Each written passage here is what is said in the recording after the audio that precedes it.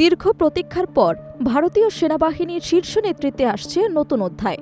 সামরিক ক্ষমতার কেন্দ্রবিন্দুতে এবার আলোচনার নাম লেফটেন্যান্ট জেনারেল এন.এস. রাজা সুব্রমানি। 4 দশকের অভিজ্ঞতা সম্পন্ন এই জেনারেলের উপরই ন্যস্ত হচ্ছে ভারতের ভবিষ্যৎ সেনা নেতৃত্বের দায়িত্ব। সীমান্ত নিরাপত্তা থেকে কৌশলগত পরিকল্পনা, সব ক্ষেত্রেই তার দীর্ঘ অভিজ্ঞতা নতুন গুরুত্ব পাচ্ছে। এ নিয়ে দক্ষিণ এশিয়ার ভূ রাজনীতিতেও শুরু হয়েছে নতুন আলোচনা ও বিশ্লেষণ। ভারতের সামরিক নেতৃত্বে বড় পরিবর্তন এসেছে। দেশটির নতুন সেনাপ্রধান হিসেবে মনোনীত হয়েছেন লেফটেন্যান্ট জেনারেল এন.এস. রাজা সুব্রমানি। বর্তমান সেনাপ্রধানের মেয়াদ শেষ হবার পর আগামী 30 মে থেকে তিনি আনুষ্ঠানিকভাবে ভারতীয় সেনাবাহিনীর শীর্ষ পদে দায়িত্ব গ্রহণ করবেন।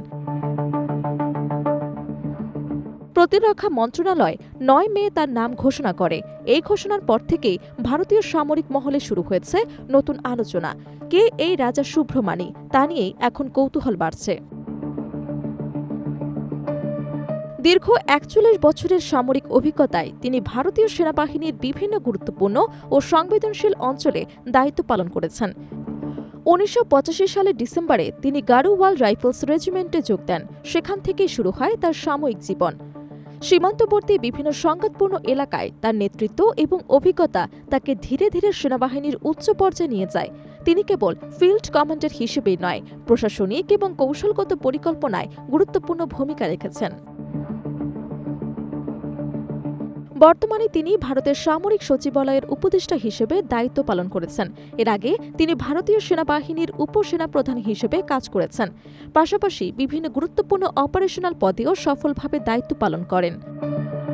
তার সামরিক ক্যারিয়ারে অর্জনের তালিকাও দীর্ঘ। তিনি পরম বিশিষ্ট সেবা পদক সহ একাধিক সম্মাননা লাভ করেছেন, যা তার পেশাগত দক্ষতা এবং নেতৃত্বের স্বীকৃতি হিসেবে বিবেচিত হয়। শিক্ষাগত দিক থেকেও তিনি সমানভাবে দক্ষ। ভারতের ন্যাশনাল ডিফেন্স একাডেমি ও ইন্ডিয়ান মিলিটারি একাডেমি থেকে তিনি মৌলিক সামরিক শিক্ষা গ্রহণ করেন। পরবর্তীতে যুক্তরাজ্যের কিংস কলেজ লন্ডন থেকে উচ্চতর সামরিক কৌশল বিষয়ে পড়াশোনা করেন। এছাড়াও জায়েন্ট সার্ভিসেস স্টাফ কলেজ ও ন্যাশনাল ডিফেন্স কলেজে তিনি কৌশলগত প্রশিক্ষণ সম্পন্ন করেন। বিশেষজ্ঞদের মতে দক্ষিণ এশিয়ার বর্তমান ভূ রাজনৈতিক পরিস্থিতিতে এই নিয়োগ অত্যন্ত গুরুত্বপূর্ণ।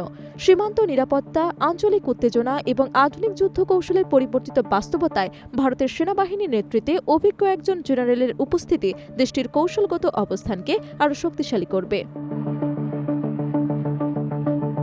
বিশেষ করে চীন এবং পাকিস্তান সীমান্ত পরিস্থিতি এবং ইন্দো প্যাসিফিক অঞ্চলের সামরিক ভারসাম্যের প্রেক্ষাপটে এই পরিবর্তনকে গুরুত্বের সঙ্গে দেখা হচ্ছে। 41 বছরের দীর্ঘ অভিজ্ঞতা নিয়ে লেফটেন্যান্ট জেনারেল রাজা সুব্রমানি এখন ভারতের সামরিক নেতৃত্বের কেন্দ্রবিন্দুতে। তার নেতৃত্বে ভারতীয় সেনাবাহিনী আগামী দিনে কতটা আধুনিক, প্রযুক্তি নির্ভর এবং কৌশলগতভাবে শক্তিশালী হয়ে ওঠে, সেটাই এখন দেখার বিষয়।